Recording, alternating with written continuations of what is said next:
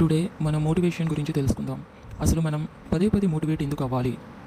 మీరు కూడా ఇలా ఫీల్ అయ్యారా? ఒకరోజు ఫుల్ మోటివేషన్, నెక్స్ట్ రోజు జీరో. ఒక వీడియో చూస్తే ఫైర్ లాగా ఫీల్ అవుతాం, కానీ 2 రోజుల తర్వాత మళ్ళీ సేమ్ లేజీ లైఫ్కి వెళ్ళిపోతాం. అసలు ప్రాబ్లం ఏంటి? మనకి మోటివేషన్ లేకపోవడమా, లేక మోటివేషన్ అనే కాన్సెప్ట్లోనే ప్రాబ్లం ఉందా? ఈ వీడియోలో మనం క్లియర్గా అర్థం చేసుకుందాం.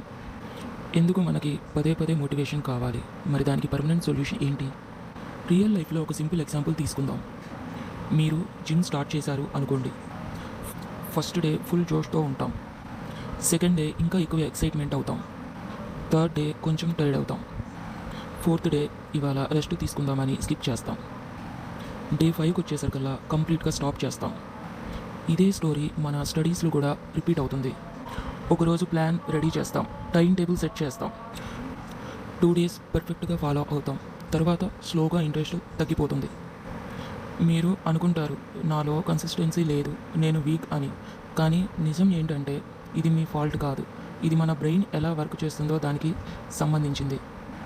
ఇప్పుడు సైన్స్ బిహైండ్ మోటివేషన్ చూద్దాం. మనం ఎప్పుడు న్యూగా ఏదైనా స్టార్ట్ చేయాలి అనుకుంటే మన బ్రెయిన్లో ఒక కెమికల్ రిలీజ్ అవుతుంది, అదే డోపమైన్. డోపమైన్ అంటే ఫీల్ గుడ్ కెమికల్. అది మనకి ఎక్సైట్మెంట్, హ్యాపీనెస్, ఎనర్జీ ఇవ్వడం కోసం యూజ్ అవుతుంది.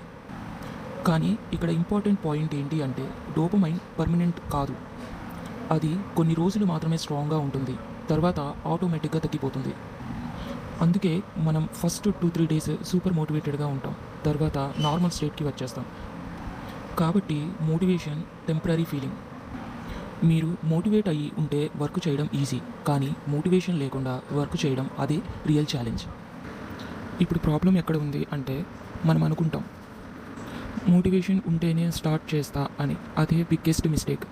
ఇంకా కొన్ని ప్రాబ్లమ్స్, మనం చాలా పెద్ద గోల్స్ సెట్ చేస్తాం, ఇన్స్టెంట్ రిజల్ట్స్ ఎక్స్పెక్ట్ చేస్తాం, అదర్స్తో కంపేర్ చేస్తాం, సోషల్ మీడియా డిస్ట్రాక్షన్స్ ఎక్కువ. ఇవన్నీ కలిసి మన మైండ్ని వీక్ చేస్తాయి. అప్పుడు మనం అనుకుంటాం మళ్ళీ ఒక మోటివేషన్ వీడియో చూస్తే బాగుంటుంది అని. కానీ మీరు ఎన్ని వీడియోస్ చూసినా అది టెంపరీ పుష్ మాత్రమే. మరి దీనికి పర్మనెంట్ సొల్యూషన్ ఏంటి? మోటివేషన్ కాదు, డిసిప్లిన్. మోటివేషన్ అంటే నాకు నచ్చినప్పుడు చేస్తా, డిసిప్లిన్ అంటే నాకు నచ్చకపోయినా కూడా చేస్తా. ఎగ్జాంపుల్, మీరు డైలీ 1 అవర్ చదవాలి అనుకోండి. మోటివేషన్ ఉంటే 3 అవర్స్ చదవచ్చు, కానీ మోటివేషన్ లేకుండా 1 అవర్ కూడా చదవగలిగితే అదే సక్సెస్కి బేస్. ఇంకా కొన్ని సింపుల్ స్టెప్స్. పెద్ద గోల్స్ని చిన్న పార్ట్స్గా డివైడ్ చేయండి, డైలీ ఫిక్స్డ్ టైం సెట్ చేయండి, రిజల్ట్ మీద కాకుండా ప్రాసెస్ మీద ఫోకస్ పెట్టండి. మళ్ళీ చెప్తున్నాను, రిజల్ట్ మీద కాకుండా ప్రాసెస్ మీద ఫోకస్ పెట్టండి. 1% ఇంప్రూవ్మెంట్ డైలీ ఎయిమ్ చేయండి.